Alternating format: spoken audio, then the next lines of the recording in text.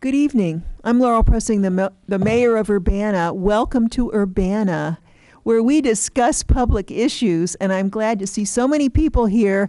I've been asked to introduce our legislators.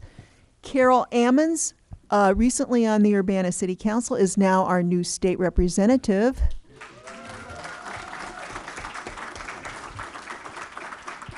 Scott Bennett, who did a great job in the state's attorney's office, is now our new state senator. And they will take it from here. I want to certainly thank each and every one of you all for coming out on a very cold Friday night. It's certainly a pleasure to be in the City Council chambers again, sitting behind this august podium. So thank you so much, Mayor, for allowing us to be here tonight. I want to introduce for a minute my staff and all of my staff interns so that you know who you can go to get assistance. To my left is Miss Vasilia Clark in the beautiful red shirt. Former City of Urbana employee, long-term employee, who's retired, and I was able to snatch her up right away before she went somewhere else. So Miss Vasilia Clark is my legislative assistant in district, legislative assistant, and she's the first point of contact that you will get a hold of. And next to her, switch positions for 1 second, Evan, is Michelle Jett, who is my chief of staff. Michelle is, you guys probably know, Michelle is the all-in-all person for everything in that office, and she's always willing to help you. Next to her is my intern coordinator, which is Evan Keller. He's a student at the University of Illinois. He's been a tremendous help to us.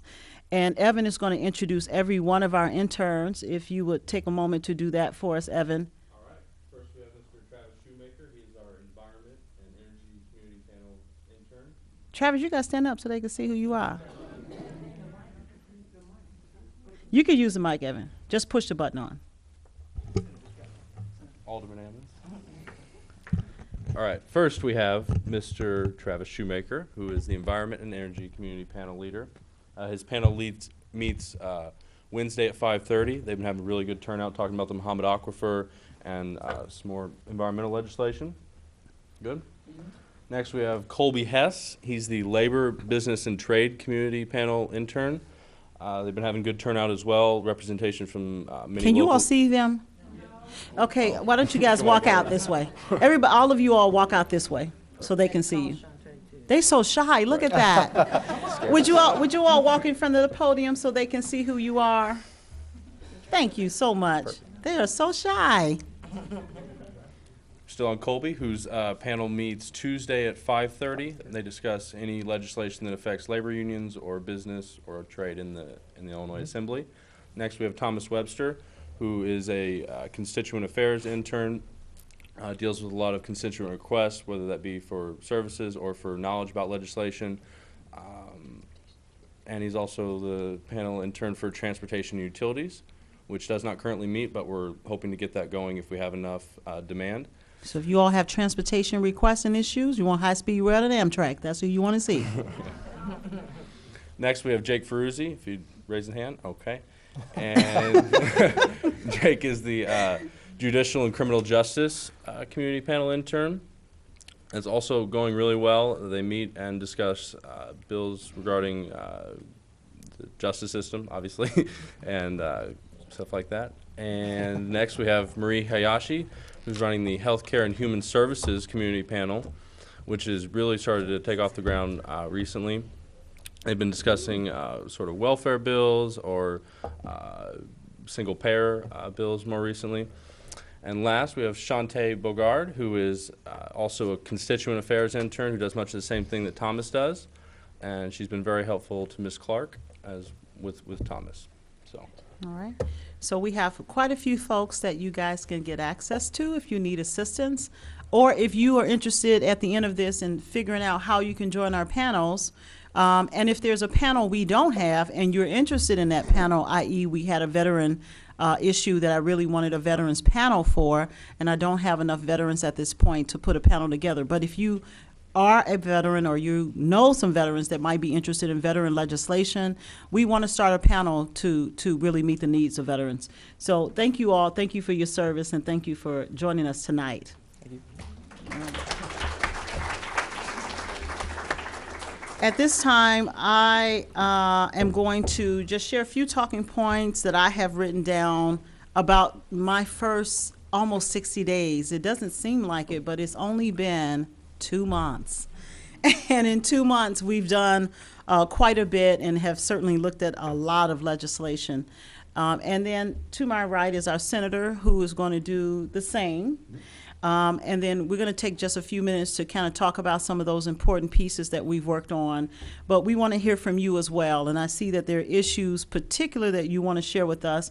And he and I will take turns with the orange slip. So if you don't have an orange slip and you want to make a comment about something to us, or you want us to follow up on something or make us aware, you can fill out an orange slip. It should be available for you in the back, and they will bring it up to us so that we can call you. We're going to get as many as we can in the time that we have allotted for tonight. And so if we don't get your issue, that doesn't mean that we won't get it ultimately, because we will have your slip. And then finally, just for making sure we cover all of our details here, the biggest thing that we'll start with, both of us probably, will be the most recent environmental issue that we worked on, which is the Muhammad Aquifer issue. Many people in this room worked on, so I will start there with my talking points, and then I will turn it over to our illustrious senator that will join us. He's so great. All right, so I thank everybody for attending this evening. It has been a really busy 2 months. Many of you have also helped over the last 2 months for us to look at hundreds of pieces of potential legislation. We've not obviously taken up all of them, but the most important ones that we have are pertaining directly to our community. I've also met with the Champaign County Board. I've met with members from those boards. I've met with Urbana City Council members, talking about issues that are important to the municipality. I am a over full-time legislator. So people who think that they are wasting their taxpayer dollars do not think that. I work about 12 hours every single day. If I'm in district or in Springfield, because I'm covering a lot of ground statewide, not only for our district, but all over the district, all over the state. We said we were going to hit the ground running, and that's exactly what we did. So the first thing that was most important to us is to make sure that we had the most precious water, which all of us need, protected for generations to come. And we were facing a potential health hazard that could be similar to what happened to the Hudson River in New York with a PCB spill that contaminated the waterways for millions of people. In our case, it would be about 750,000 people. So this was something that really garnered our attention right away. And the first thing I did was took up probably the biggest fight that they said I would never, ever win. Because the lobby on the other side, which is the utility companies, the manufacturing companies, all of them that are wanting to be able to dispose of PCB waste and manufactured gas product waste, which is highly toxic. They have powerful lobbies. But I thought we have powerful people. So I decided that that would be our first piece of legislation. And so I filed House Bill 1326, and I also filed House Resolution 116. Both of them were different, but they were dealing with the same issue. The resolution was for us to urge the U.S. EPA to designate the Muhammad Aquifer as a sole source designation. That would allow us to then go further in protecting the precious resource that we have called the Muhammad Aquifer. In this week's edition of Government in Action, we are so happy to announce that not only did they designate it, but they designated it in the same week, for some reason, that my resolution was due to go to them, and we were passing out of the House Environmental Committee the bill to ban dumping at Muhammad Aquifer at the Clinton landfill. And so that...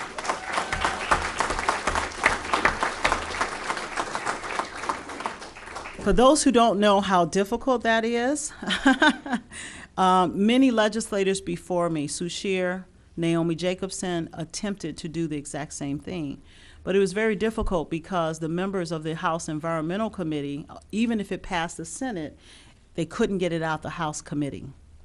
And so I immediately went to the Speaker and said, this is the most important issue for generations of people to come, and we need your help to get this done. And he was obliging, and he also helped us to arrange the committee so that people would literally support us moving it out of the House. It is now in the full House, and we have another step to go. So before this night is over, you will be asked to help us do the final step, which is to contact other legislators to help push them to vote yes on this bill.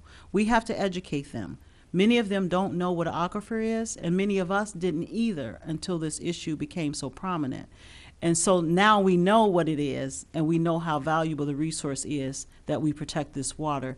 We have to educate the other at least 61 members to vote for it out of the full House, and that is our intention, to do that in the next week or two, to call this bill.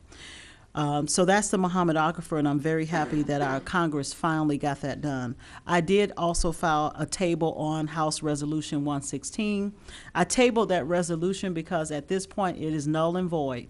We don't need to tell them to designate because they have designated. So we're successful as a community in getting that designation done. I also am working on a pilot project that was done with the University Civil Service System. Is House Bill 3102. That bill basically helped diversify employees under civil service at the University of Illinois. It was a pilot project. It went very well.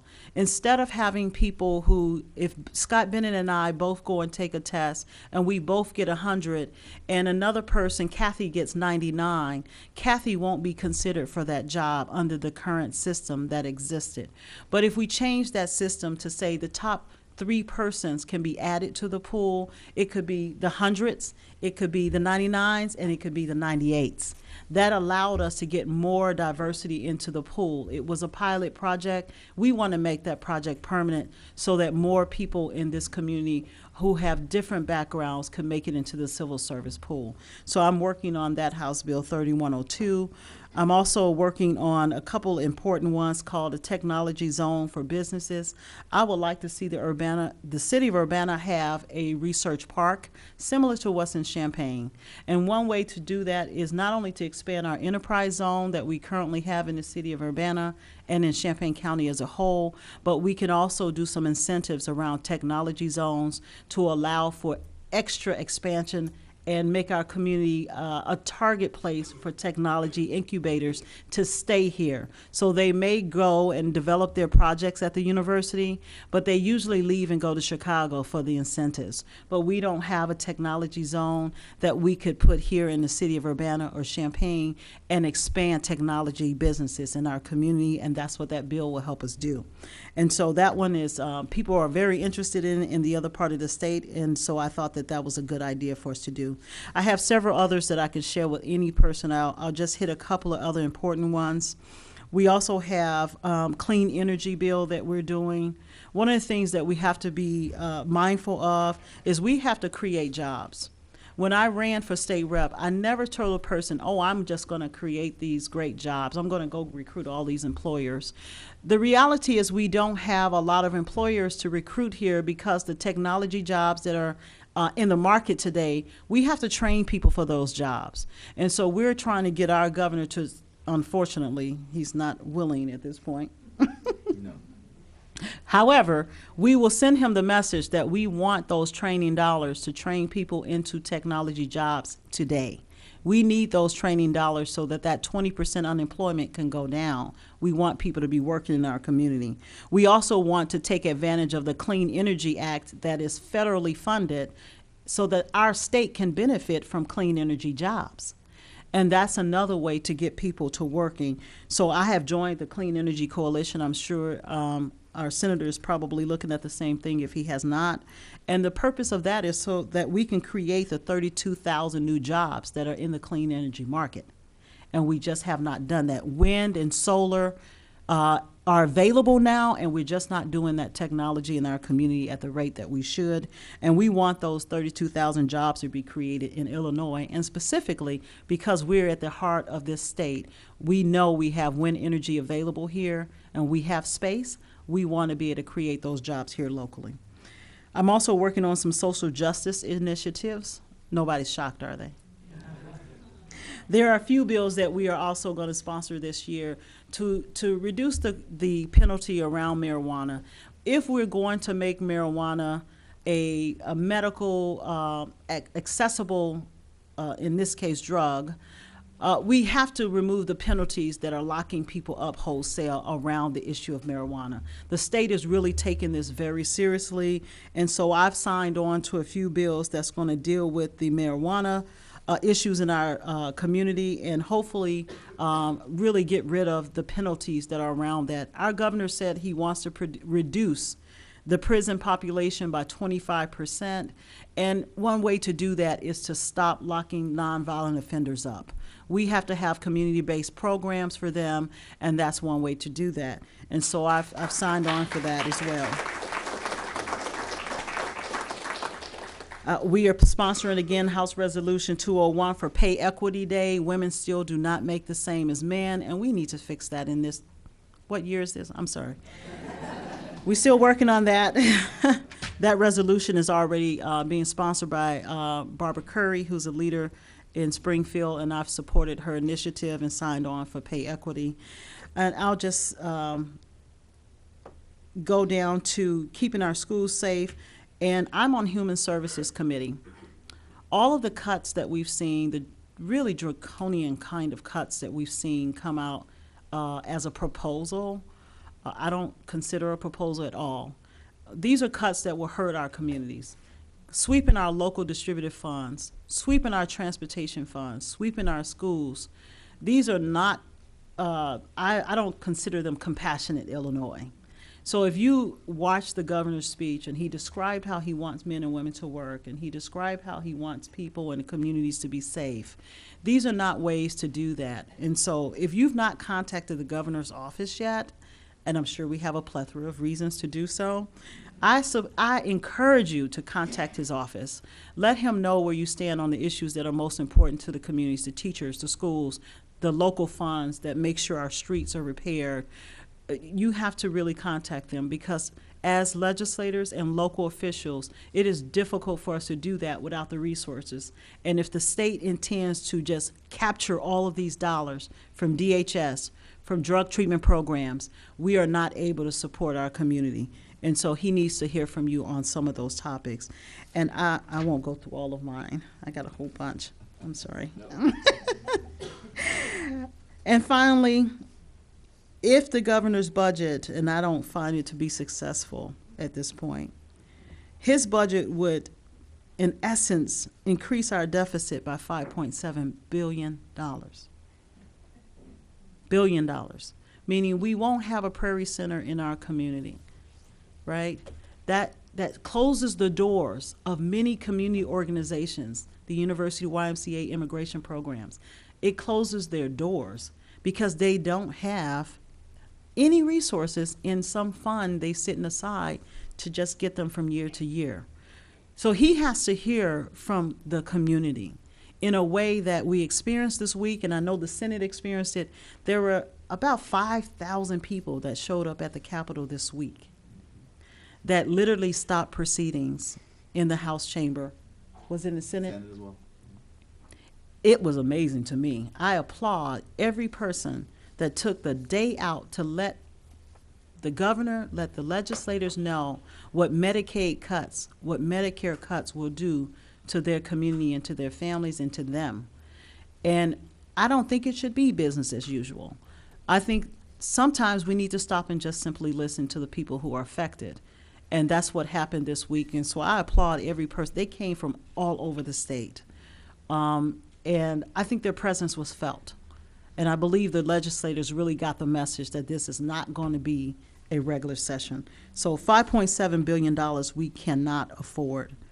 And finally, I'll say that I am continuing to work, and I know Senator Bennett is continuing to work to raise the minimum wage, because what is happening is if all of these services are cut, Medicaid, Medicare, social service programs, health care programs, if these services are cut and people don't make at least a minimum wage that they can live on, we are actually creating homelessness, and we're creating more barriers in people's lives and barriers for the state that make us all unsafe.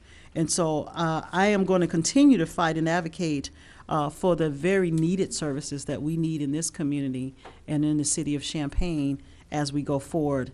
And I certainly thank you all for participating, and we will call you up. This tape is being videoed. If you do not want to be videotaped, you might want to not speak publicly because we intend to edit this video down, and we want to deliver this to the governor. We want the governor to hear from some of our community members as to how his proposed cuts are going to affect them and their organizations. So if you don't want to be videotaped, please just remember that this tape is going to be used, and let someone know so that we can at least try to edit you out if at all possible. Thank you all, and I'll turn it over to Senator Bennett.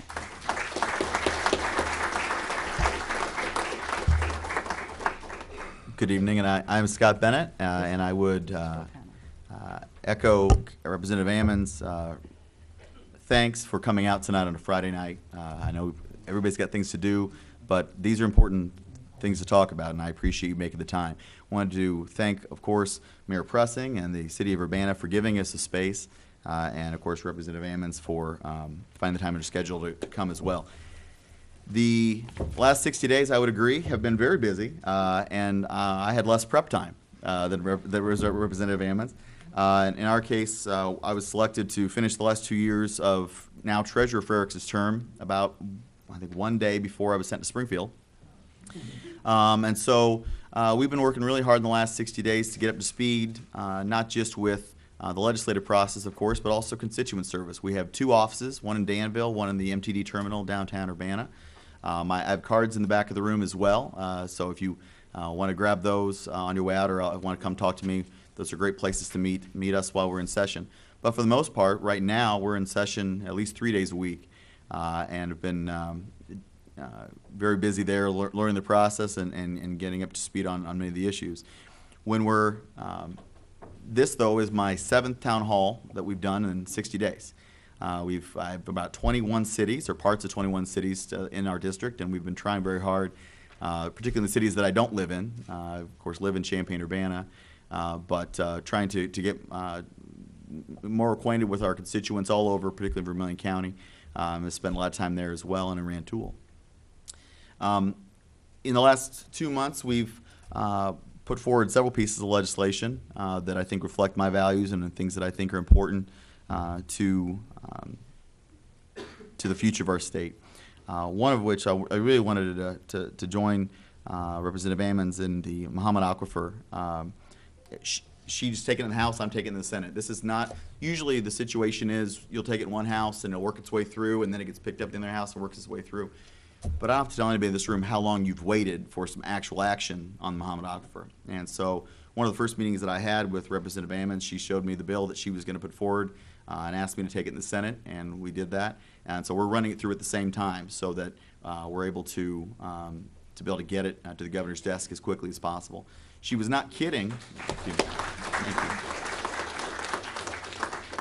I want to be quite clear about that. We understand that we're new, and we've had many conversations about realizing that it's a lot of the work that of many of the people in this room that have carried the ball this far.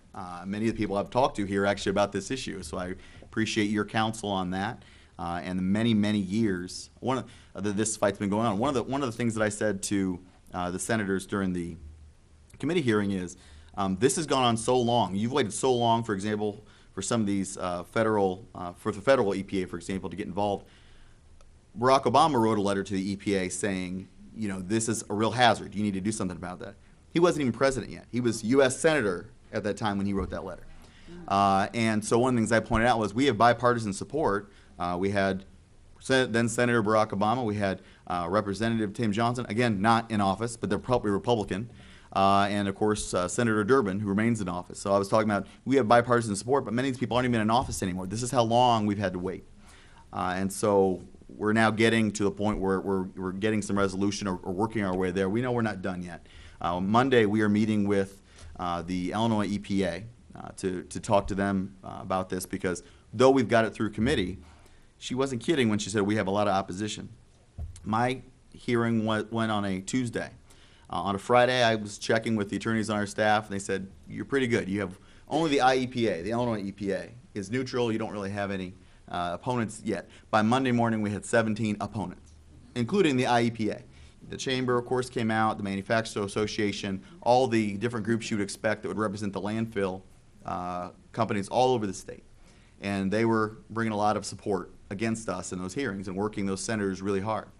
So we got working. I think she was calling me at 7 o'clock in the morning on Sunday that weekend. We were putting some strategy together, and we got it through. But it was a lot of the work of the people in the community. One thing they noted in the hearing, you can, of course, and we'd ask, and I know Representative Ammons did the same thing, but when her bill came for her committee, we said to the community, we sent out an e-blast and said, you need to let people know. You can file what are called witness slips. You can let the committee know how you feel. We had over 100 witness slips in favor of my bill. So even then, when you have, of course, you know, the typical interest against it, they have to say, whoa, 117 for, and you know, we have 6 or 7 very powerful against, but it still shows this is not a one-sided battle. There are many people that care about this issue. We're working very hard to make it bipartisan. Senator Chapin Rose, who's of course a Republican senator in the area, has been fighting for this issue for a long time as well. He'll be in the meeting that we have this week. But our goal here is to work with the IEPA, get them back on board, because that's what I'm afraid will give too many legislators an excuse to say, boy, I'm for clean water too, but if the IEPA isn't for you. Of course, I don't have to tell how many people in the room, the IEPA was the one granting all these permits all the way along. So they're in a tough spot. And I'm hoping that we can tighten up the language enough that we'll make it acceptable to everyone. Because as somebody said to me, who's against clean water? And I'm like, well, look at the list. There are some. There are some, but I doubt they live here. Now, that's obviously the first thing we got through, and the first bill that I got through committee. Second, what reflected open meetings. That just came through this week. And what that bill came actually from a lesson I learned right here in Urbana. I served on the Urbana Library Board, and as you may recall, we had some interested people come into our meetings a couple years ago. That was after my first few years where nobody came to any meetings, and very few people had been interested in, at least publicly, had been interested in our meetings. But when there had, you know, some difficulty came upon, sorry, what I'm trying to say is, when we had some difficult issues and some disputes about some of the things going on, one of the suggestions was made is, why aren't you televising these meetings? Why aren't you letting people know when you're having these meetings? And part of the response was, we didn't know anybody wanted to know. I mean, obviously you comply with the Open Meetings Act, but nobody comes to these meetings. And so one of the comments that was made was, well, technology, you don't have to leave your house anymore. You should be able to, just like you can with Urbana City Council meetings and many others, be able to watch from your home but still stay involved with your government. And we did that. And I was really impressed. More people came to our meetings after that. People would stop me around town and say, hey, I saw you did this. They're watching the library board meetings online now. I mean, that tells you how much people want to get involved in the local government. And so what our bill did, and again, it's just through committee, hoping to get to the floor, talks about all the boards that are appointed by the governor and approved by the Senate, including the U of I Board of Trustees, for example. And it does a couple different things. One, right now under the Open Meetings Act, you have to post your agenda 2 days in advance. And this would require an extra day, 3 days, because if it's a board big enough that you're getting appointed by the governor, a lot of times they're not in your backyard. You might need a day of travel. You might need to figure out, how am I going to get to Chicago or these others. So you need a little more notice to find out if there's something on the agenda you don't care for and you want to at least voice your opinion on it. And the other thing that we put forward is that all of those meetings need to be taped and put online within 24 hours and preserved online longer than is currently required so people can go and watch the business of the government. And transparency is always a good thing for government. I know there's many people in the room that are for that. Many of them are sitting right up here. But that was a bill that we got through the committee. I felt very good about. 2 other quick matters I'll mention. One is vocational training. That's something I'm really interested in. We've talked about there is less money to go around than there used to be. And so we have to spend our money smarter. And not everybody, even in a college town, wants to go to a 4-year school. Many people want, but they still want to stay here and have livable wages and support their families right here. And that's in all our interests, because if you're working here, you're paying a tax base here. You're actually providing our services here. And you're also keeping the best and the brightest right here, regardless of whether or not you have a college degree. There are places that are taking advantage of that. Parkland is working with some of the local high schools. In my other part of my district, Danville Area Community College is working with their high schools as well to try to get more funding for vocational training. So you're letting these students know at an earlier age what programs are available. Because otherwise, for example, if your parent or a friend isn't a welder, how do you know that's a well-paying position right here? You may not know till long after you're out of school, and at that point you might have other obligations and not feel like you can get the training you need. But just in the short time we've been in office, we've talked to the Office of Employment Security, and they've talked about we need welders right here that can read plans. We need truck drivers, and that has a huge ripple effect, because not only are these jobs sitting there while people are saying, boy, I'd like employment, but every truck driver job that goes unfilled means products that aren't getting delivered somewhere. That has a further ripple effect on the economy, whether it be farmers and agricultural products that are sitting in the fields and not getting to the market they need, or any other possible use you can think of for the truck driver. I mean, it has a huge economic impact. There was a study that came out that this year alone there will be 500 jobs in central Illinois that will go unfilled because there's not enough what are called skilled workers. So one of the things that we're addressing is, what are the skills that employers are looking for? How can we get those to our students earlier? And that has such an effect, one, so students can get a job really soon after high school, or they'll stay in school because now they're actually studying stuff that they care about. I went to Rantoul Township last week, did a tour of their vocational department, which was unbelievable. I mean, you think of what you think of shop or vocational when we were in school. They had a greenhouse to help train people about landscaping. They had wood shop, they had metal shop, they had electrical. And the students were so engaged. I mean, it was, and one of the superintendents was like, some of these students in a traditional classroom don't feel plugged in. They don't necessarily feel like a four-year college course is for them. And so they may not be as engaged in certain other classes. But there they get to express their creativity. They get to make something. They get to something that they can learn the same concepts they can in a math class or a science class, but by doing it in electrical.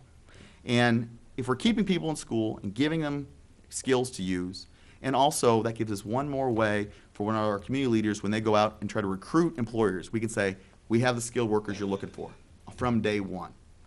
So that's one of the bills that I've put forward, is a grant program to help give some money to these high schools that are doing what they need to do, and to start putting the emphasis also on the non-four-year college track students, because there are a lot of other jobs out there that need to be filled.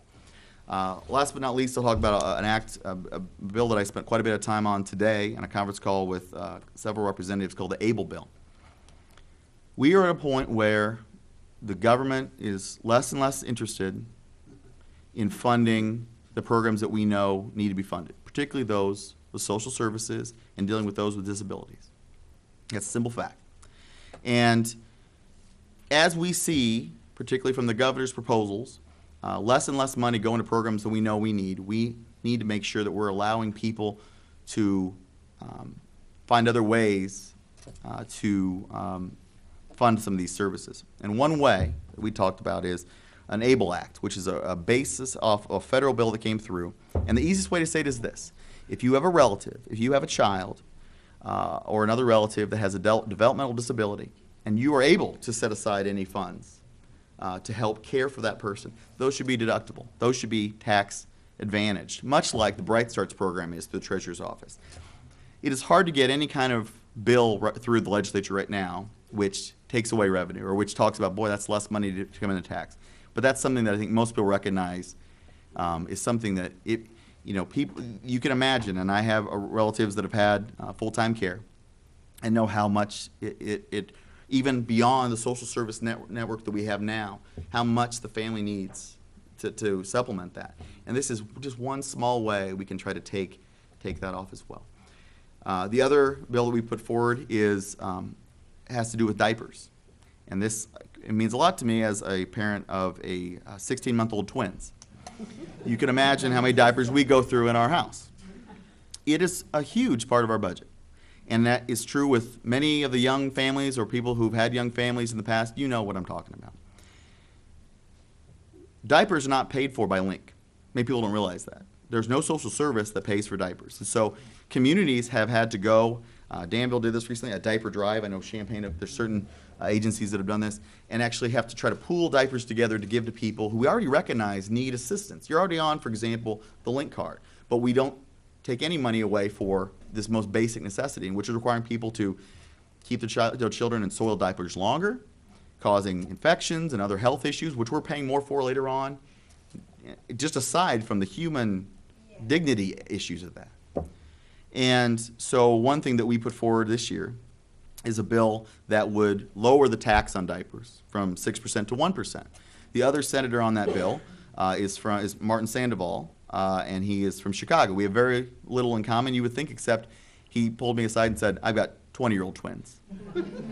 I remember very well how much it costs. And again, this isn't going to solve all the problems. And we've talked, there's no way for us to solve all the problems, particularly with what we're dealing with right now.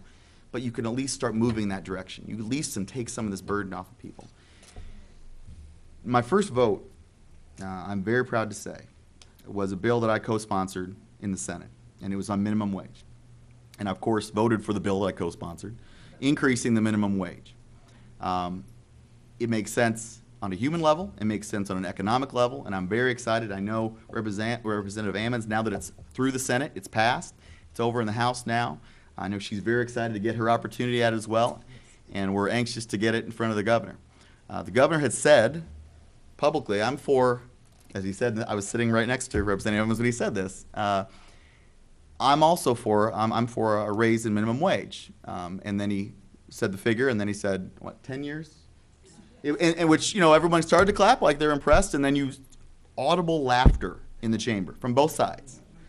Because if you recognize that the minimum wage we have now is insufficient, does anyone think that telling people 10 years, you just be patient, is going to make any difference to this family? Yeah, a quarter every year. Pretty soon it'll mean something, but I'll be long gone by then. So if it doesn't happen by then, I guess that's next governor's problem. But that was way too long for most of us. And so the bill we put forward, and I'm sure the one that will be passed in the House will be the same. So then this question of, does the governor sign it, or do we have to exercise that veto-proof majority and pass it without the governor's assent? So we'll see about that, but I'm very proud. I couldn't believe the first vote I would get to cast would be on such an important issue, and I'm very proud to have gotten to vote in favor of increasing the minimum wage. Thank you. Let's start asking some questions. You want me to start? Or you want to start? I'll start. You go ahead. So I would like to call up Mayor Preston to have her 2 minutes of fame.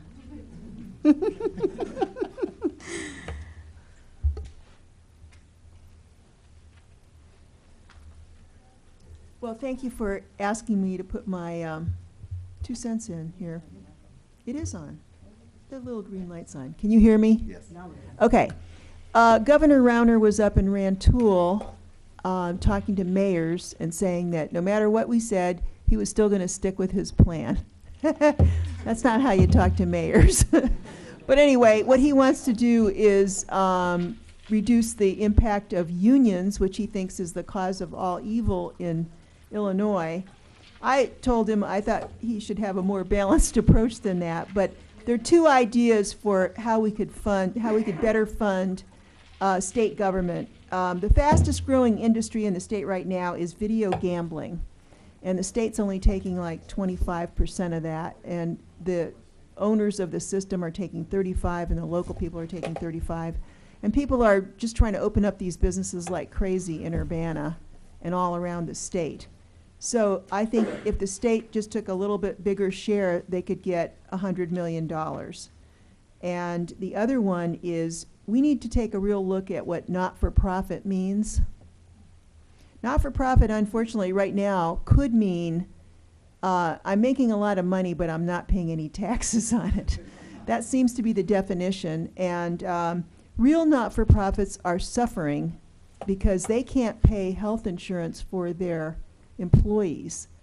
And it turns out that in this part of the state, in Champaign County, health insurance costs 35% more than it does in Chicago. And that is a huge impact on all the businesses and all the families that are in this area, and that needs to be looked at.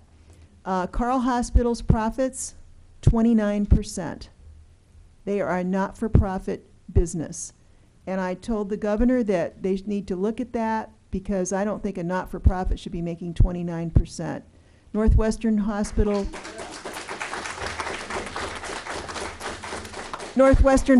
in Chicago makes 20%. So Carl added $500 million to their reserves. The governor wanted to cut the local share of income tax to cities cut it by half. We would lose $2 million in Urbana. But I think what they need to do is look, where is the money in the state and what is unjust and how can we fix it? So those would be my suggestions. Thank you. Thank you. Thank you.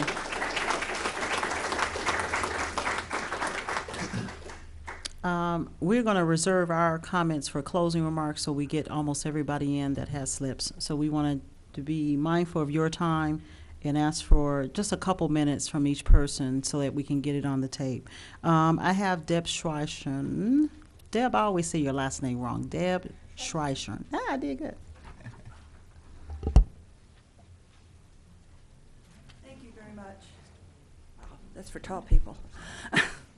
I'm representing this evening Central Illinois Progressive Democrats of America. And first of all, I'd like to thank both of you for working so hard to protect our aquifer. You've done a great job and you've made a lot of progress, and thank you both so much. Every few months we write letters throughout the state of Illinois to our legislators, and we have a letter for Representative Ammons and one for Senator Bennett. You guys are so progressive, mostly we're just thanking you. For Representative Ammons, we want to thank you for co-sponsoring HB 108, which is the Illinois Universal Health Care Act, and we hope that that will continue to garner support in the House. We hope that you'll be supporting SB 11 to raise the minimum wage. For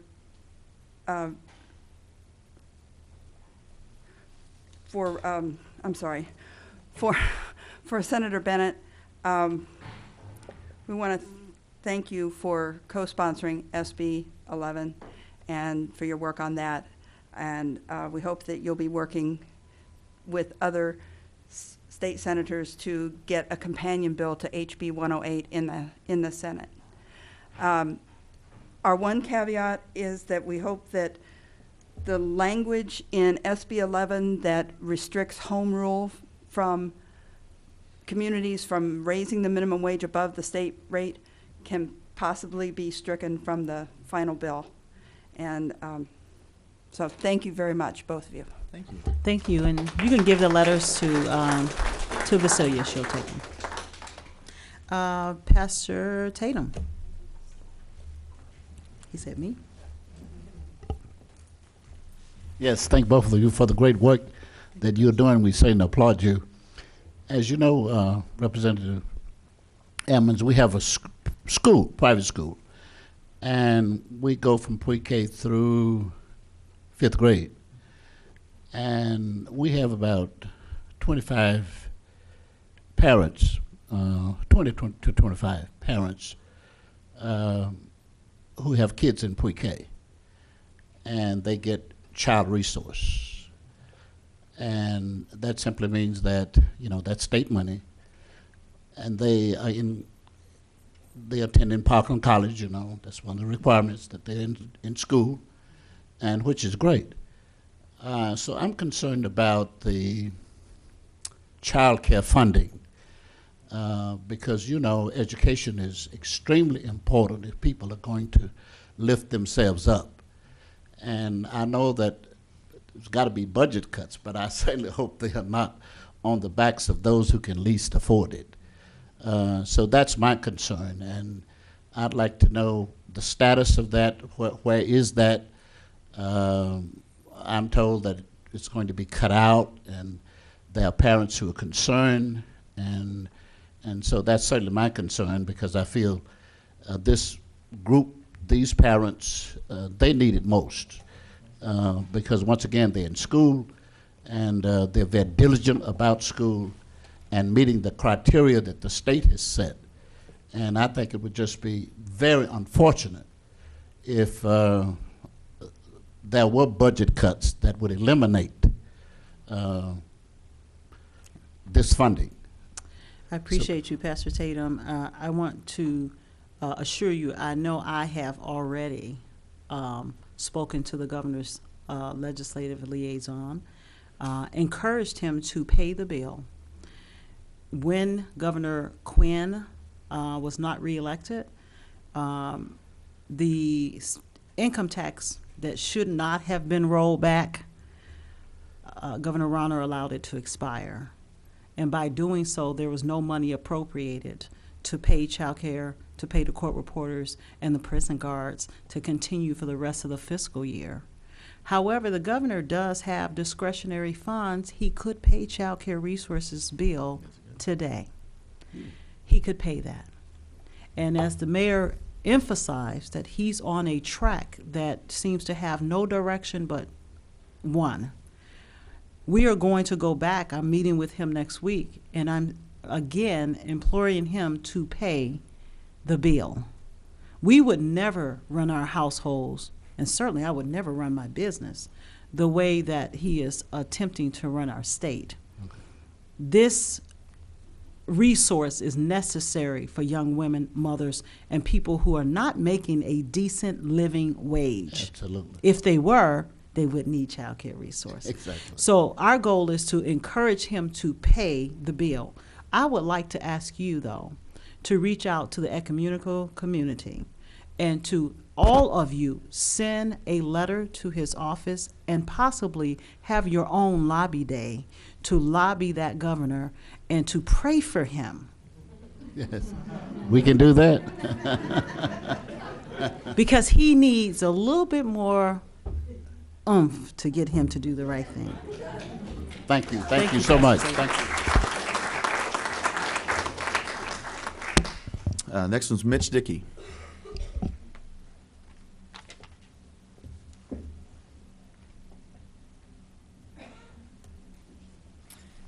And Jalen McClinton. Yeah. So my name is Mitch Dickey, as you know. I'm the student body president at the University of Illinois. And my name is Jalen McClinton. I'm the newly elected student trustee.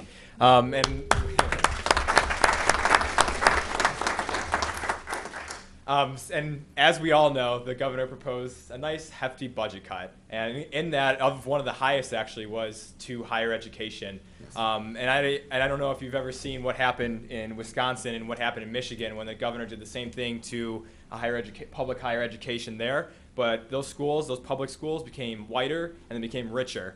And I know for one thing, that is one of the problems that Jalen and I are both working on right now at the university. And we would ask, and I know that Senator Bennett, you've been extremely supportive of this already and launched your own campaign, that you really hold strong for the university on this, and that you continue to help change this and not let this happen in Illinois with public education funding. We've got a lot of problems over at the university. The $32,000 estimated cost is I think the biggest one. Makes it very inaccessible for a lot of families in Illinois, especially when the median income is like $55,000. But there's one thing that we can do, and that's hold state funding at least where it's at right now. And even though it's at 18% of the budget, at least where it's at right now, and not cut it further, so that we become more and more, we're forced to become more of a private school than really a public school and serving the people of Illinois. So it asks that you continue to help pushing on that. That's really important to me, and I know it is for Jalen. And I know my brother, who's a senior right now at the high school in Bradley Bourbonnais Community High School up in Kankakee area. He's not even, he's one of the things he's looking at is the cost of higher education. He's like, I don't even think I can go to U of I because of how expensive it is. So yeah, I would ask that you continue to help support that. Thank you. If I could just mention real quick, you could sit if you want. That's fine. So two of the committees that I have been appointed to, one is higher education, one is the appropriations for higher education. And we've begun hearings this week, hearing from the university presidents to see, because of course we are very concerned about the University of Illinois, as it's the largest employer in the district certainly. But also there are state schools all across the state. This is obviously a state issue. Different presidents have talked about how do we address. They all said we knew we were going to have cuts. We knew there was going to be 10%. But let's be clear. You've been cutting this for 10 years. I mean, it isn't like, boy, we were flush before. Every year it seems to go down and down and down. And there's really no more. I mean, this whole the line that the governor always talks about, we need more efficiency. And there's a point where you can't get any more efficient think about like a runner. You could lose weight, and then you get to the point where you are at your optimal point, and then you begin to deteriorate. And that is where we are at with higher education. The governor's proposal cut higher education by 31%. 31%. What business, what university can exist with almost a third of the funding they were expecting cut? And where do you make that up? Well, the Western president testified this week, and he said, well, what we're probably going to have to do is raise tuition 65% to make up for this. What you're going to see is we're going to lose, I think he said a quarter of our enrolling class, because for Eastern and for Western, the students they're attracting already are veterans, are students that maybe can't afford the University of Illinois, and so they're going more for budget reasons. And Eastern had already been experiencing a strong decline in enrollment because its tuition had gone up so much. So 65% was what Western said. So that's what we're looking at. I think, and I've said this before, you get to a point, and I'm very proud. I grew up in this area. I was very proud to have University of Illinois in our backyard. That's our school. But there is a point where you can no longer call a university a public university with a straight face. And it is, at this point, it becomes fully funded through tuition. And you know what you call that? A private university. It's Northwestern. It's Illinois Wesleyan. So let's not take pride anymore in our state university if we're making it funded solely on the student loans of our students. Eastern said, well, we'll do a little differently. We can't raise tuition anymore because we're already losing students with the cuts you've been making for a decade. So we're just going to lay off 250 employees. In U of I, that'll be a lot. But for Eastern, where you're talking about a fourth, a fifth the size of U of I, that is catastrophic. 90 faculty. What will that do to the students' experience? Well, class size will almost double. You'll get a lot less classes offered. You see a diminishing effect immediately on these universities. U of I has not testified yet. I'm very curious to know how they will absorb that kind of cost, how you absorb $209 million reduction. But I'll tell you, my best guess is it's going to be on the backs of the students like the two that just walked up here.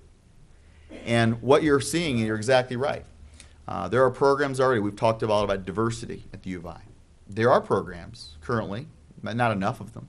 But there are programs that go out and identify minority students early and bring them to campus, actually. There's one's called the LEAD program, I think the business school has. Actually bring students when I think they're their junior year in high school to Champaign for a few days. So they get to know the community. They have a sense of one, camaraderie amongst one another. But I've talked to people in that program, they said, we don't have nearly retention rate you would think. Because when it comes down time to, of course, you're admitted, they're getting a lot better financial deals from everywhere else. Indiana can give you almost a full ride. U of I gives you a MAP grant. So the two aren't even side by side. So the best and the brightest are leaving the state. If we are not funding our education source and we're making people have to make decisions about where to go to school and have to leave the state. The point I've also tried to make is, okay, even if you don't care, even if you, for example, are a billionaire governor, and you don't need to send your child to hypothetically, no one in particular, but say that you don't need to worry about affordable tuition, but you're a business person, so you care about making sure that your legacy is one of economic development and jobs. There is no better investment in this state than higher education. Of course, we want a trained workforce, just like as we talked about before with vocational, but of course, think about all the inventions that we know of. Think about Research Park and all the other jobs that can come in on that. But for every $1 that Springfield sends to the University of Illinois, for example, it leverages 4 more in non-state funding, from research money, from federal grants. That's money coming into our economy. I seriously doubt the governor made the kind of money he made in the private sector by passing on investments where you get a 4-to-1 return on your investment. And that's an argument we need to make as well. It's a human benefit, it's a geographic benefit, yes, but it's also a benefit to our entire state. It's one we can't afford to pass on. And so we're hopeful And I have talked to the governor about this as well, and have pointed out that he said on paper, he came to Champaign and said, I know what a huge economic engine the University of Illinois is. He came a week later and toured the research park. And then he came out and proposed a 31% reduction. These are not consistent acts. And so we're going to continue to work with the governor to make it more consistent. I believe his initial position is correct. It is important. It's important to the students. It's important to the economy. And it's one that we have to fund fully. I'll make a very brief comment. I'll ditto that. And I'll say, I am not on higher ed approach. However, I squeezed higher ed approach into my early morning session because I wanted to go and sit so that I'm not a voting member on that committee, but I did want to be able to advocate from the committee platform. I'll tell you all a little secret. I showed up this week for the first higher ed approach meeting. I am on higher ed, but I'm not on approach.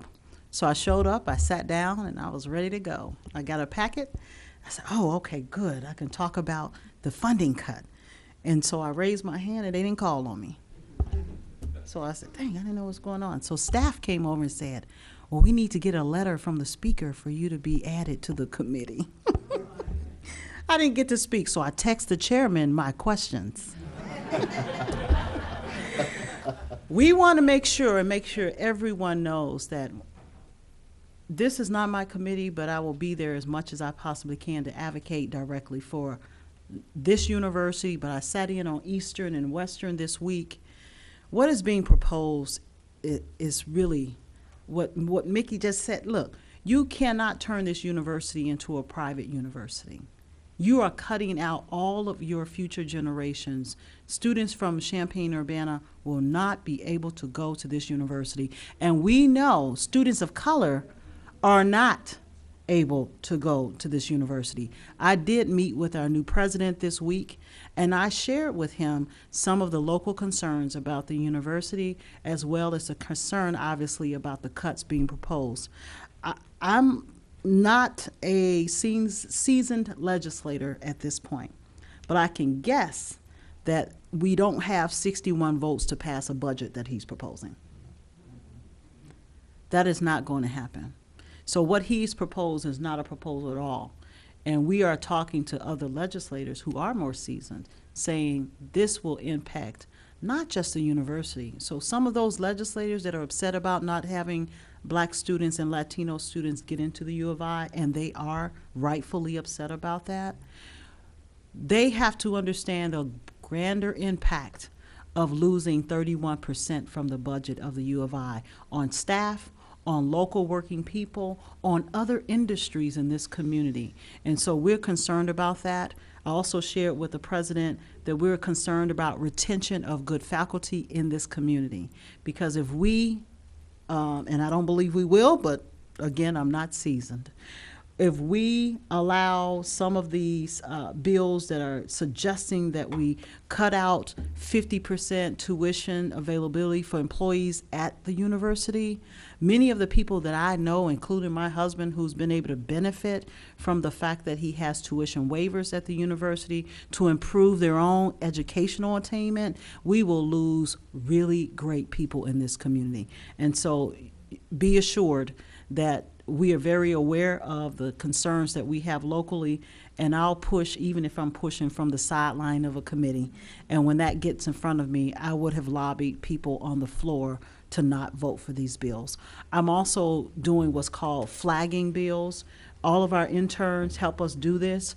We look at bills on the Senate and the House side, and we're tracking every single committee. So if you're not on one of our panels, please don't leave before you find one that you can join, because we need more people to track these bills. There are some bills that would turn your head and you say, who in the world proposed this? We have to track these bills so that we can put them on a flag list. The flag list is really important because a lot of legislators may not know about some of these bills that are coming through, and the way that it gets faster and faster as you get through April and May. The mayor knows about this, how quickly the bills will come through the full House. We have to educate those other legislators also about concerns we have about these bills. And one way to do that is for us to track all of the other work that's going on in other committees, even though I'm not on them. So if you're not on a panel, this is my commercial break. Please see one of these wonderful interns or one of our staff members so that you can find an area of interest that you can help us track these bills. And then finally, I'll say the MAP grant proposal that you all heard about in the news. One of my seatmates proposed that we put a requirement on MAP grants, which are again, not sufficiently available to students to even access, but he wants to make it a requirement that if you get a MAP grant, you have to stay in Illinois for 5 years after you graduate. But what if ain't no job in Illinois when I graduate? My goal is to say, well, that's great. If you want to pass that, then if a business gets a tax incentive, then they have to stay in Illinois for 10 years after they get that tax break, so that that university student will have a job. So that is what we are trying to challenge, some of these things that are, again, consistently attacking working people, people who are just trying to improve their own condition by education means. This MAP grant proposal, I'm asking members to vote against this particular proposal unless we put an incentive in that businesses also have to stay here if the students do. I'll call the next person up, Megan Flowers.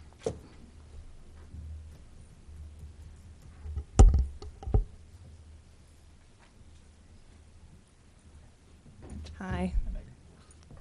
Okay, everybody can hear me. I have to pull it back up, I'm a little tall. Okay, first of all, thank you for everything that you do, and I'm here today representing the YMCA on campus. We talked a little bit about how it's going to affect the university as a whole. On campus, the YMCA is a non-for-profit, and we work with students on leadership development, but we also have increasingly working in the community with underserved populations, and I would like to talk a little bit about how the budget cut will affect immigrant families. For instance, Rauner has proposed to cut the immigrant service line item, which is 1% of the state budget. That 1% funds the Illinois Coalition for Immigrant Refugee Rights in Chicago, and they fund the 60 partners throughout the state of Illinois.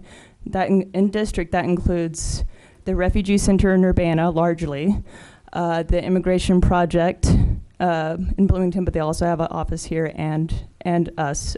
We are more of a coordinating YMCA. We work with our partners, the Refugee Center, to help the sort of work that they're doing with around advocacy counseling, and refugee integration, citizenship and application assistance, deferred action for childhood arrivals assistance, advocacy counseling, translations, where do I go in town to get the sort of services that I need to get things done. If that 1% of the state budget is cut, a lot of these partners that we have who don't have the reserves, their services will be severely halted. It will hurt underserved communities here. A lot of groups in Chicago who are under this partnership too will also have to close their doors, lay off staff. A little less than 300 service providers are threatened with layoffs. So with this 1% budget, we're able to do so much. Last year, in 2014, the Partnership for New Americans, which is one of the programs threatened, we're able to help over 10,000 permanent residents in Illinois become citizens, and we've seen that under that partnership, those people who become permanent residents, who become citizens, they're able to make around 55% more than what they did before. So why are we trying to hinder people's ability to fully contribute to the economy?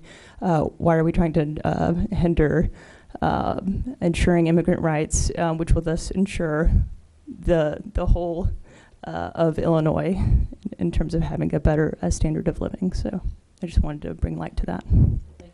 Thank you.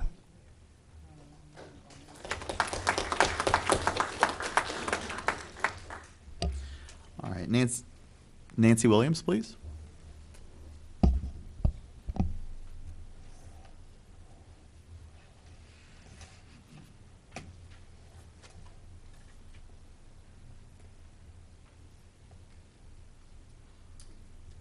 to the board, to Representative Ammons and Senator Bennett. I appreciate the opportunity, but I stand before you because the child care providers in Champaign is suffering right now. No payment this month. So I'm a provider of 23 years, and I never seen it in the state that it's in today. I asked my parents the question, how does this impact you? And they said they're concerned because if I don't work for them, which I'm not getting paid, then they won't be able to go to work. So me, a woman of 23 years in child care, has A1 credit. That affects me. I want to continue to have A1 credit. It causes me to possibly, if it go too long, shut my door. And I don't think that's right. I think the governor needs to step up, fund the bill, and do what's right, because early childhood education is very important. And I love my job. I love working with the children. I'm nationally accredited. I have a child development associate. I collaborate with the Champaign County Head Start. I'm a quality rating provider of level 3, which goes to level 4, and I love my job, and I want him to take it seriously. Thank you, Ms. Anson. We'll reserve our comments towards the end so we can get more people before it's time to go. Is this Bruce or Bernie? 718 Killarney Street? Oh, it's Bruce Rodini. Oh, thank you.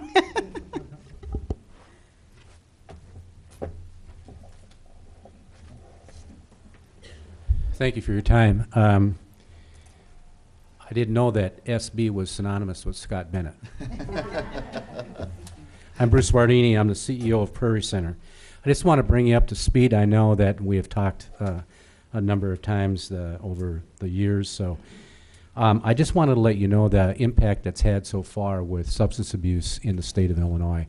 As the past chair for IATA, which is the trade association for the state, we have seen the reductions over the years since 2008, of which we have not seen an increase in rate setting for over 24 years.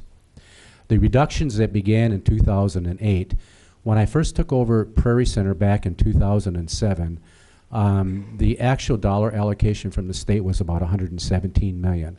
It is now at about $54 million. So the reductions that have occurred over the years through prior to other administrations have had a drastic effect. One of the drastic effects that have occurred here in Champaign-Urbana is that I had to close detox twice. Detox has permanently been shut down since 2011 from the prior administration's reductions, and that cost us about $1 million here locally. We all have felt the effects of not having detox. People have to drive over 85 miles to be detoxed. And in the middle of the morning at 2 o'clock, when you need detox, you don't need to be driving to Peoria or be driving to Decatur only to find out that your door is closed when you get there. So the drastic effects on a statewide level over the last 5 years has been almost at a point where programs are now closing their doors permanently. This year in the budget reduction proposal from the governor is that they will reduce substance abuse by 21%. That is taking about another $26 million out of a $54 million budget. That will totally close a number of programs. And what that means to Prairie Center is that we will reduce our budget by another $400,000. I can tell you right now that I'm balancing my back with my employees. We've got 26 less employees than when I started. We have cut over $1 million and some dollars. And now we're looking at cutting another $400,000. But this year alone, we got caught up in the sweeps. The DCFS grant, we just got cut $17,000. We also had to transfer of the GRF dollars back in October that basically took our GRF dollars and put it into Medicaid. We took a 12% cut, which is about $230,000. Now, I know Claudia and other people, we have worked with the people of Champaign-Urbana to get them to transfer into the Medicaid enhancement eligibility. That takes time to move people into that into that operation. So as the dollars were shifted from the GRF to Medicaid, in theory, you should be able to make that dollar up, but in practical sense, it doesn't happen overnight. So it's taken us a long time, over 8 months, to kind of shift people into that arena. So we're seeing this drastic effect begin to occur, and I think that at this point, when we're looking at $400,000, we will probably have to start looking at closing other major parts of our operation, like residential care. It is just at that point where in these proposals, we can't go out and cut toilet paper anymore. This is major, major cuts like what we did in detox. And you know, and Carol, you know that we sat on a task force. We're finding out the effects of the safety net in our community. As you begin to erode the safety net in the community, the jail is picking up the cost. And we just shifted it now, and in that shift, where the money is coming from is locally from a county and not from a state. And so that shift has gone on, and now we're hearing the governor saying that he wants more and more people out of our prisons, and I'm all for that. But when you don't put any money into reentry, and you don't put any money into the programs that are going to serve the inmates who are coming out so they can get the services that they need, it's ridiculous. It's not going to happen. The recidivation is just going to occur all over again. So I just want to make you aware that we will do everything that we can on a state level to get you the information, as well from the local level to support anything that you can to make sure these drastic effects do not take effect. Thank you. Thank you, Bruce.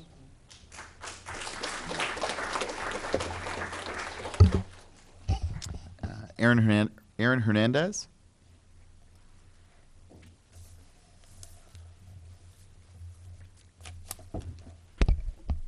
Hello, I'd like to start off by saying thank you for all the work you guys are doing right now. I think it's fantastic. My name is Aaron Hernandez. I'm a student here at the university. In this semester, I'm interning with a public interest research group, primarily working on the clean energy bill, which is primarily from the Clean Jobs Coalition in Illinois, HB 2607, SB 1485. And so today I'd like to talk about it a little bit. Pretty much it's meant to improve energy efficiency throughout the state, cut carbon emissions, which is a response to the EPA's call for lower carbon emissions throughout the country. It's expected to create an estimated 30,000 jobs a year. And our goal is to try to make 35% renewable energy by 2030. I'd like to thank Representative Ammons. She co-signed the bill that was introduced last month. I'm currently working on campus, gathering local support, coalition building through student groups, local organizations. I've managed to gather around 200 signatures, 40 photo petitions over the last weeks, and I'm continuing to do so over the next few. And so today I would like to ask Senator Bennett to please consider signing on to this bill. In a quote from Senator Harmon, who introduced it along with Representative Nekritz, this bill benefits people in every part of Illinois, in our biggest cities, in suburbs, in farming communities, anywhere people would gain from new jobs, better health, and a cleaner environment. So I'd like you to please consider the bill, and thank you. So.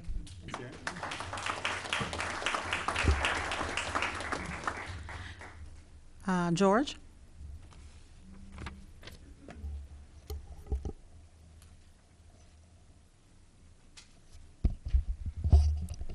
Before George starts, I wanted to thank you, George, for coming to Springfield to testify before our committee to help us get through committee. So thank you. Muhammad Aquifer Bill. So thank you very much. My name is George Wismiller. I'm somewhat of an activist. First of all, I would like to express gratitude to these two representatives for the wonderful work they've done on this. I've held public office and run for 2 public offices. I've probably got a little more insight into politics than most folks do. The fact that they've been in this 60 days and they got behind and got through committee a contentious, high-profile, serious bill is not just amazing, it's incredible. Absolutely incredible. Like I said, I'm an activist, I'm a retired government employee, and I've run for office. A little insight into how the system works. I speak to a lot of groups. 6 years ago in DeWitt County, we had 2 referendums on the election. They both were 75% opposed to the PCB dumping at the landfill. Every time I spoke, I trotted those numbers out. Activists, representatives, we have got to be able to demonstrate that we have the backing of the people that we represent. Absolutely. We need to be looking for new ways to demonstrate that. Okay? The senator said he was amazed that there were 100 slips, 100 witness slips for that bill. There are 850,000 people that live over this aquifer. 850,000 people involved in this thing, deeply involved in this thing, critically involved in this thing. I got a question for our representatives here. Suppose instead of over 100 slips, suppose as little as 1% of that 850,000 people had filed slips. Suppose you had 8,500 slips. How would that have changed those hearings? It'd make our job easier. I tell you. It'd be nuts. It'd be crazy. This is what needs to happen if we want things to change. And it's a little nervous the first time you do it. I went over to speak to my first hearing. And, you know, I'm kind of a crusty old guy, but it made me a little nervous. I was worried about parking and all this other stuff. But I went ahead and did it.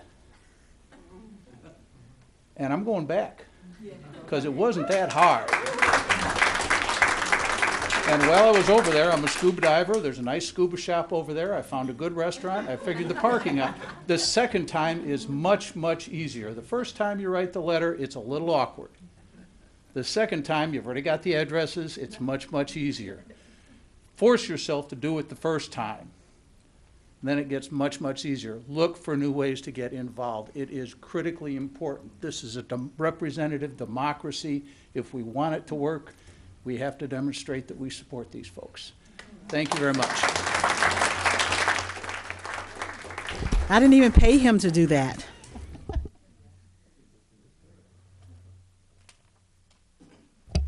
Brenda Eastham.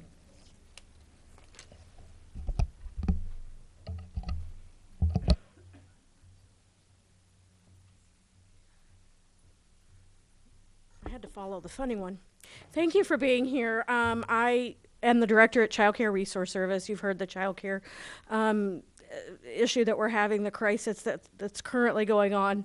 There's over $100 million of unpaid bills right now, and these aren't businesses that can handle that. These are small businesses that cannot handle not being paid for 6 weeks, 8 weeks, 2 months, 3 months, and that's exactly what's happening.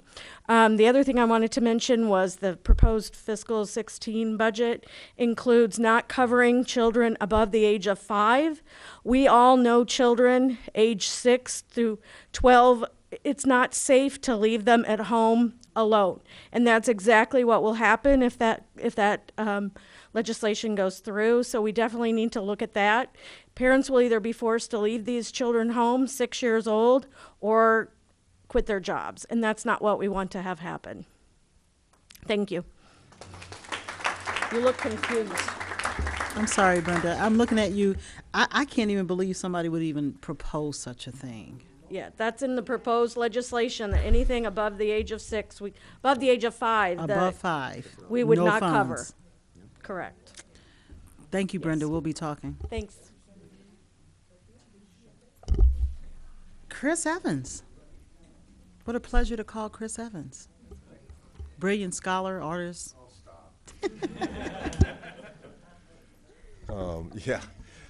Chris Evans, resident of 52nd District as well as 103rd. Thank you both first for having these town hall meetings. This is great. This is really helpful.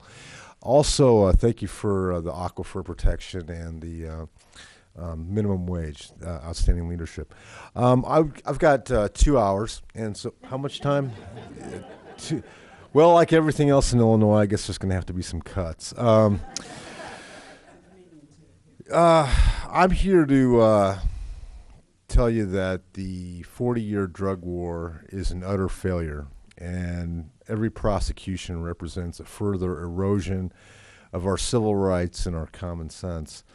Unfortunately, the drug war has only gotten worse in Champaign County, with the number of drug arrests growing rather than declining. From 2002 to 2011, there were 11,366 drug prosecutions in those 10 years.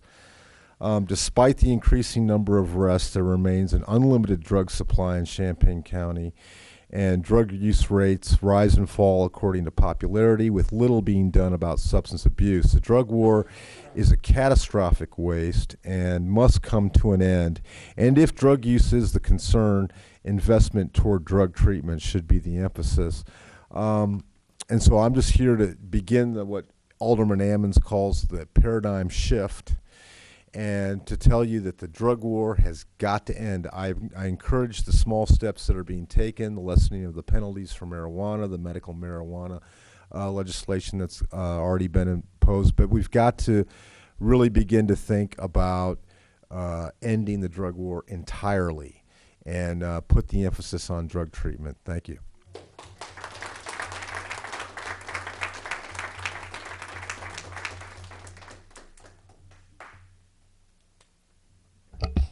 Nancy Creason. Nancy? She's still here? Okay.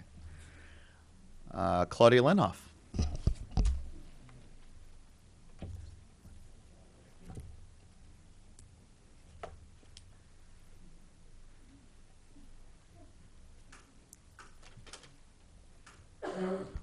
Good evening. Hi, Claudia. My name is Claudia Lenhoff, and I'm the Executive Director of the Champaign County Healthcare Consumers. And I wanted to thank you both for your excellent work on behalf of the people. I especially right now wanted to thank you for the work on the aquifer, and thank you for allowing me to testify at your hearing, and for having you having the Senate hearing, the committee hearing on the aquifer. Healthcare Consumers is committed to doing everything we can to help advance the aquifer legislation that you have put forward. And I just wanted to sort of use this platform to let people know that if they want to be involved and they want to follow the legislative process and help advance the legislation, they can contact Champaign County Healthcare Consumers, and we can put them on the listserv, and we'll be sending out action alerts so that people know when to take action and what to do. And we hear you loud and clear that what's going to happen is that people are going to have to call over 60 legislators in the House to try to get this bill passed. As you said, the forces against it, are mighty. And I think what people need to understand is everybody who cares about water supports this legislation. The companies that are against it are companies that stand to make a lot of money from allowing the dumping of toxic waste, or who stand to save a lot of money from not having to do something better with the toxic waste. So this is something we're committed to and we'll continue to fight. And thank you for your leadership in this struggle. Also, I wanted to say, in terms of the governor's proposed cuts to social services and human services, like everybody else, this is something that we are deeply opposed to and deeply committed to fighting. And I appreciate your suggestion that the governor really needs to hear from the people loud and clear. This isn't about tightening belts in Illinois. These are the folks who have already had their belts tightened. This is about cuts that go to flesh and bones. And at the community level, people will suffer, organizations will suffer, they're already suffering, and so we really need to fight this with everything that we have in us.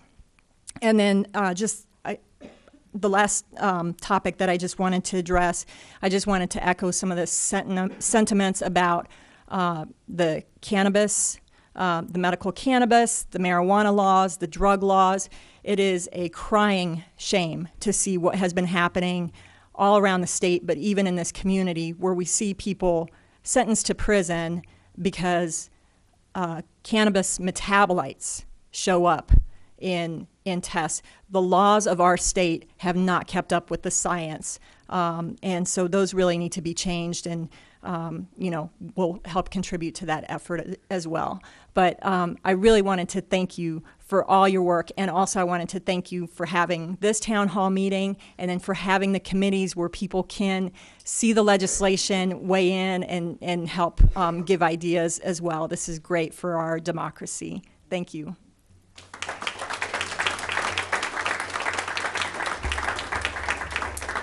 Paul Vanier. Is Paul still here? Oh, Paula. I apologize, Paula.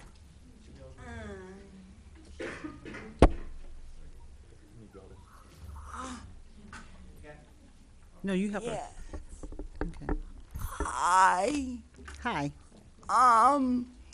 Here to speak about this RPDD issues in upstate. The governor was kind was bit care for people that get on base or developmental disabled was bit care give families a break when they care for their child with a developmental disability.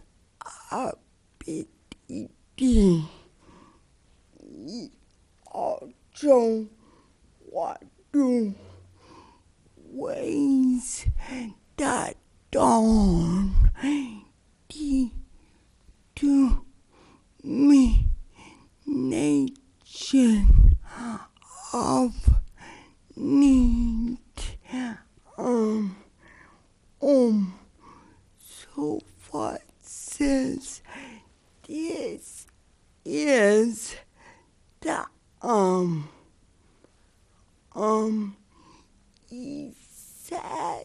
assessment to one goes through to get personal assistance, and the state come and see if you need help to beat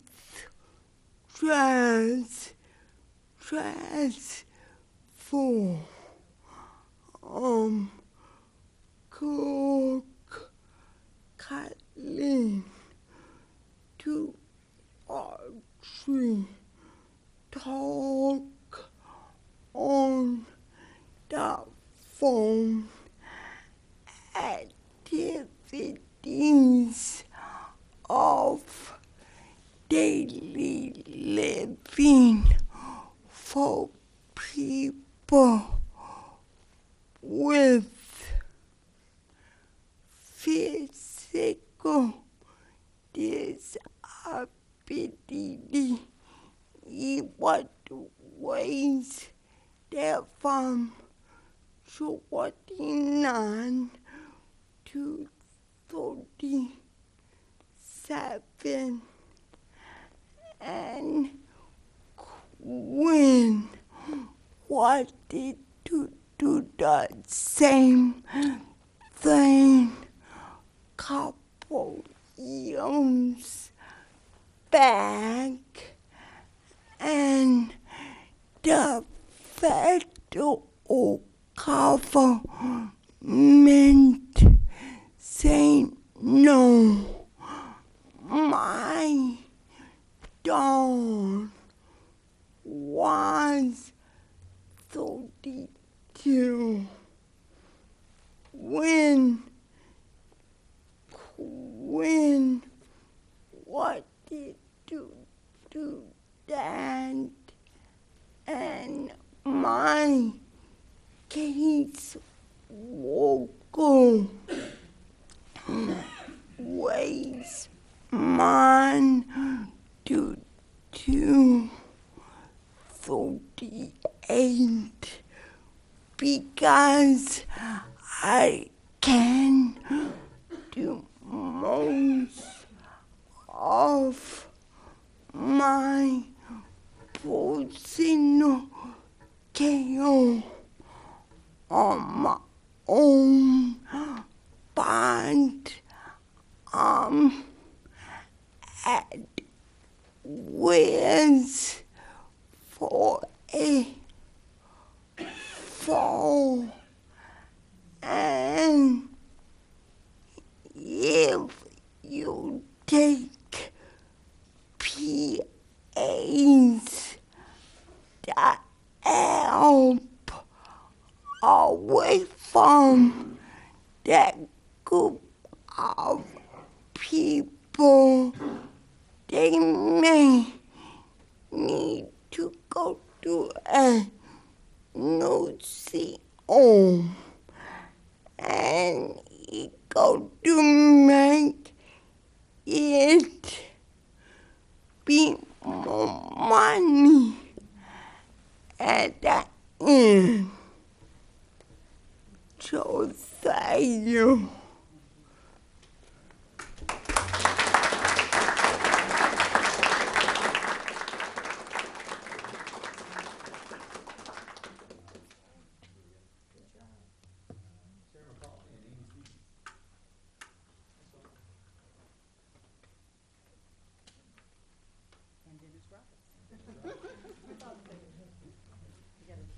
The Three Stooges here. No, it's a trifecta.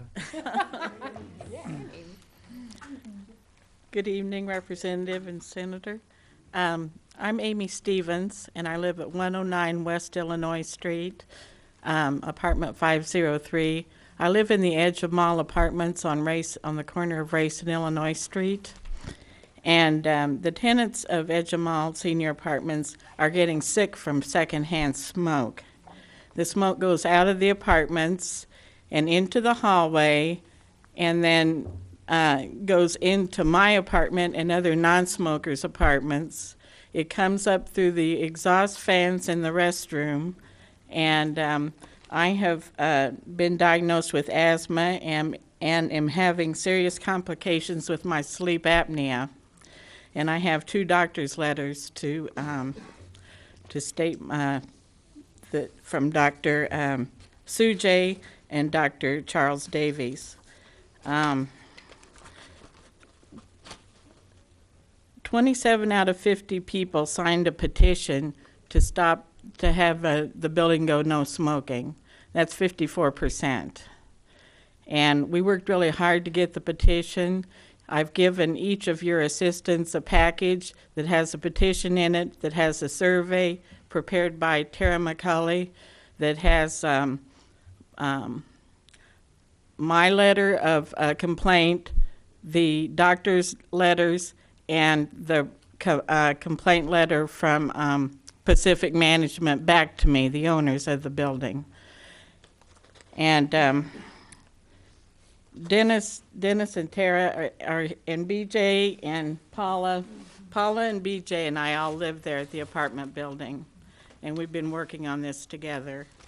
And we want to know if you will support a city ordinance against smoking in HUD apartments. I'm not sure that that's the right wording, but Dennis is trying to get a city ordinance passed.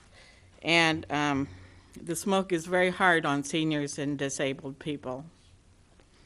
The American Lung Association is behind getting HUD apartments to go smoke-free, and I was wondering if you guys could put this up for discussion with the governor or on your floor, because HUD strongly recommends that apartment buildings go smoke-free, And I think the HUD senior apartment should go smoke-free. Yeah, sorry.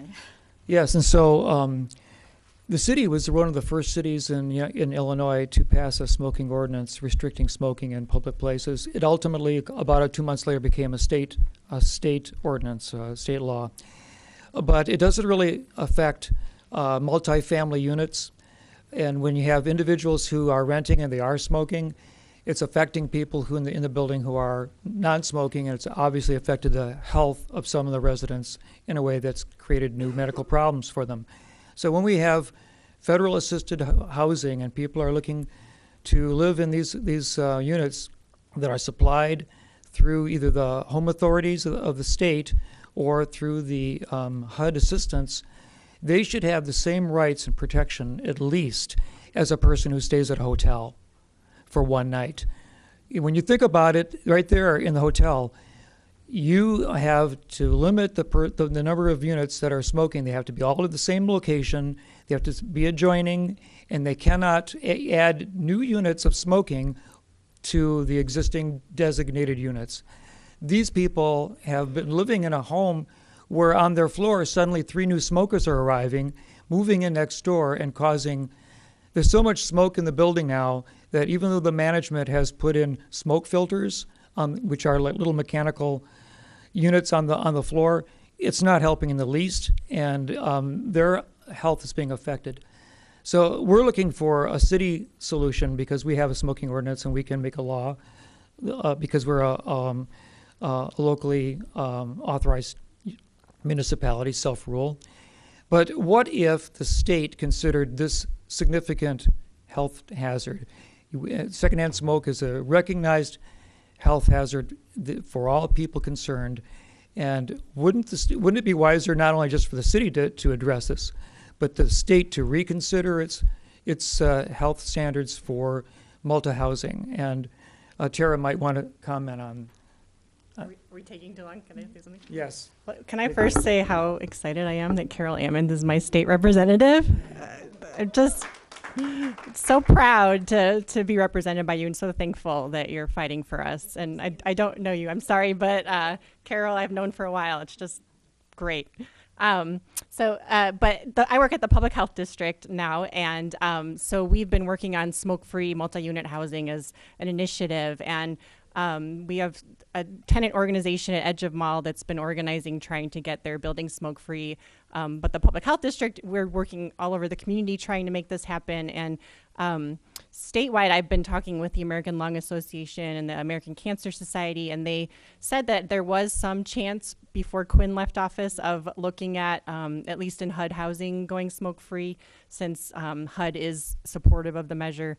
With Ronner being elected, they said they can't even get anybody to talk to them about the issue. But so I don't know, statewide how much of a chance we'd have. But we did want, especially the tenants wanted to bring this to your attention, that it's a big issue here. And we are talking with the city and seeing if we can do some things in Urbana. But it's an issue for tenants all over the state. So thank you. Do you want to give the papers to? Oh, yeah. So at this point, we are concluding our public comment portion, which means I'm proud to announce that we got through all of our orange sheets. That was the goal. We didn't want to leave anybody out, so we made sure that happened. And we'll both just take a few minutes in closing comments, and then we'll close this evening out, and thank you all for coming. Our first town hall was 2 months ago. I hosted a town hall at the Champaign Public Library with outgoing State Representative Naomi Jacobson. And part of that process was for us to collect these kind of sheets, which were the ideas of legislation we wanted to immediately start working on. We categorized all those sheets, and what rose to the top was the 5 pieces of legislation that I've started working on as a new legislator, and then I co-sponsored under the other. We had 23 ideas I took all 23 to Springfield, and I had Legislative Research Bureau research all 23 of them. Out of this discussion, those things that I noted on the back of your slips, you see I took notes on the back of your slips. The things that you've shared with me certainly won't just go into a drawer. Our interns are going to take these, and we're going to look for legislation that may actually meet the needs that you've brought forward. If it's an appropriation issue, I'm going to all of the appropriation committees, and once we finish editing this tape, Michelle and I will work on this. We will deliver this tape to all of the appropriation committee members. We want them to hear some of the issues that have come out of our community in relationship to social service funding, DHS funding, and things that we just can't afford for them to cut. And so we will give all of the members of our appropriation committees a copy of this CD. Hopefully my wonderful, fully loaded senator over here will help us pay for all the copies. But the goal is to make sure the appropriations committee members get the copy of our community's tape. They need to hear from our community, and we'll make sure that happens. And then finally, for me, I appreciate every single person who's come out this evening, because we can't do the work without you. It is a very difficult climate. Both of us have been there 60 days. As of tomorrow will be actually 60 days. And out of this time, we've probably only been in session maybe about 23 days of the 60. And so we've had to truly hit the ground running and get on top of so many issues that are important to everybody in our community and throughout the entire state. And so it's been my pleasure to serve you for the 60 days that I have, and I hope to serve you for many more days to come.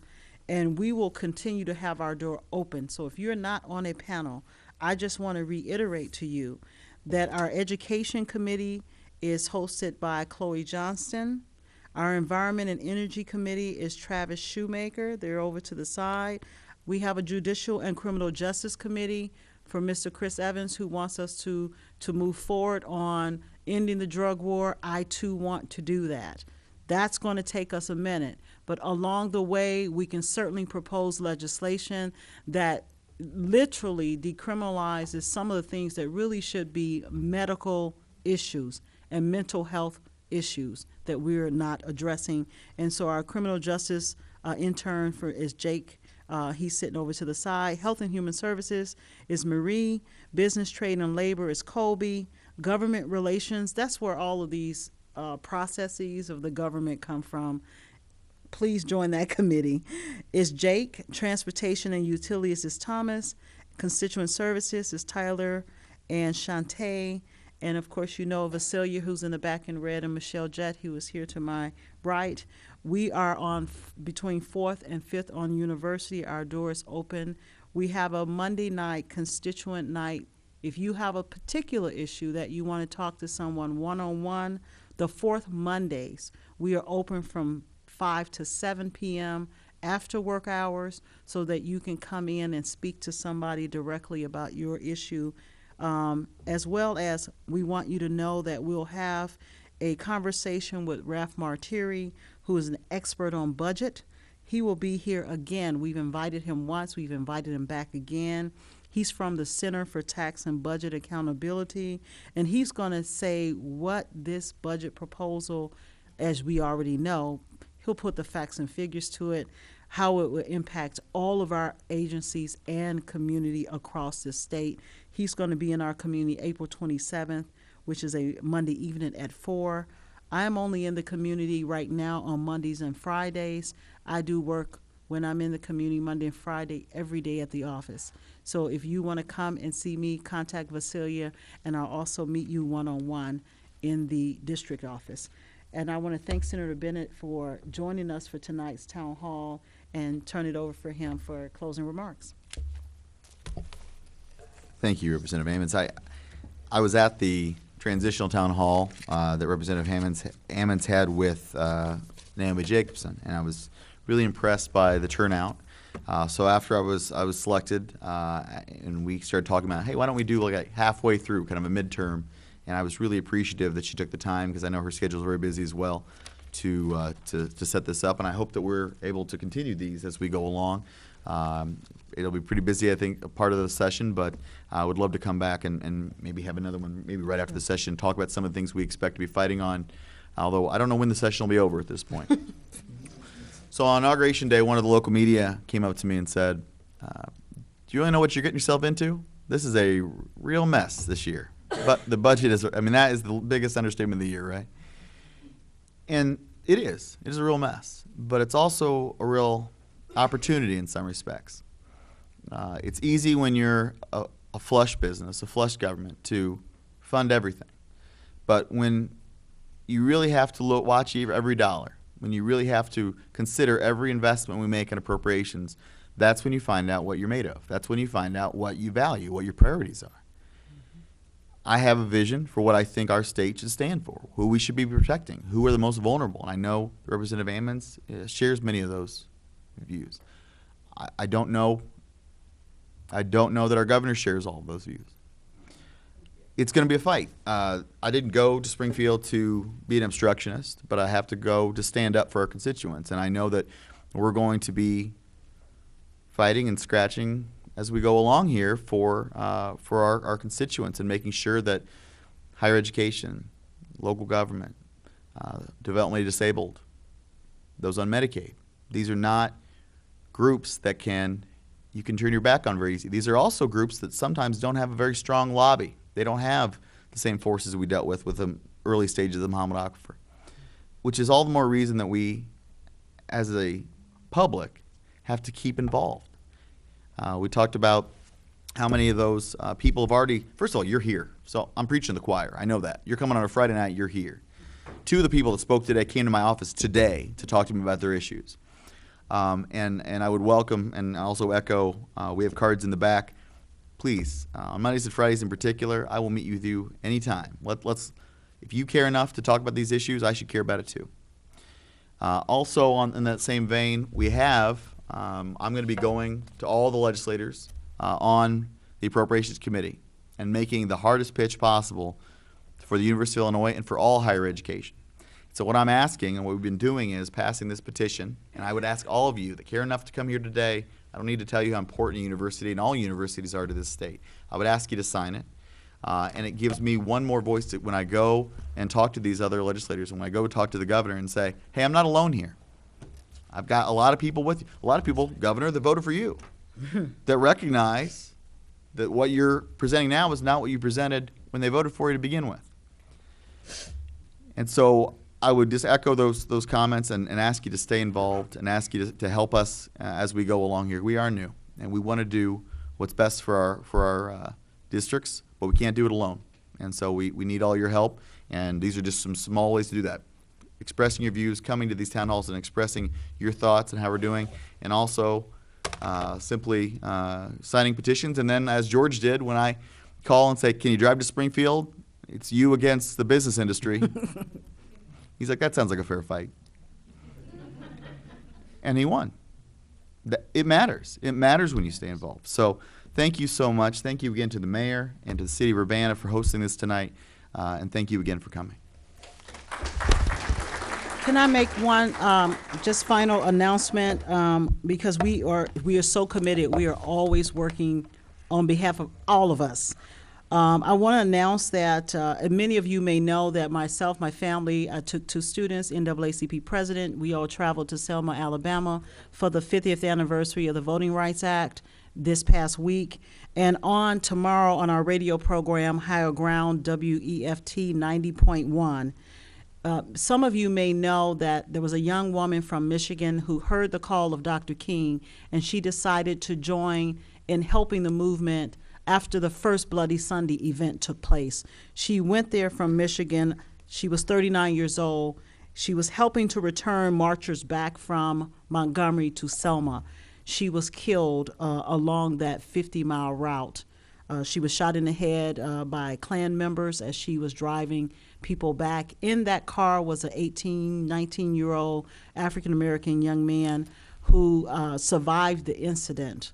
He will be on our radio program tomorrow talking about his experience. His name is Leroy Moulton.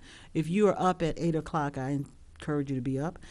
We would love you to tune in and listen to direct testimony from Mr. Leroy Moulton.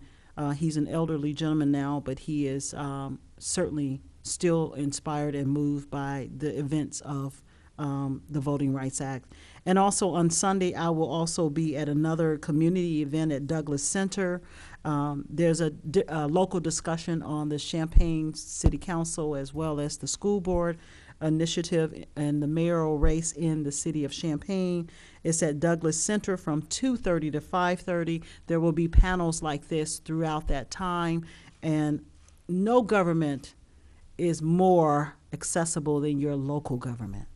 You want to be involved in that. Right. City of Champaign's and the school board elections are going to be discussed on Sunday after church between 2:30 and 5:30 so that you can make it to Douglas Center. Thank you all so much for joining us this evening, and God bless you all.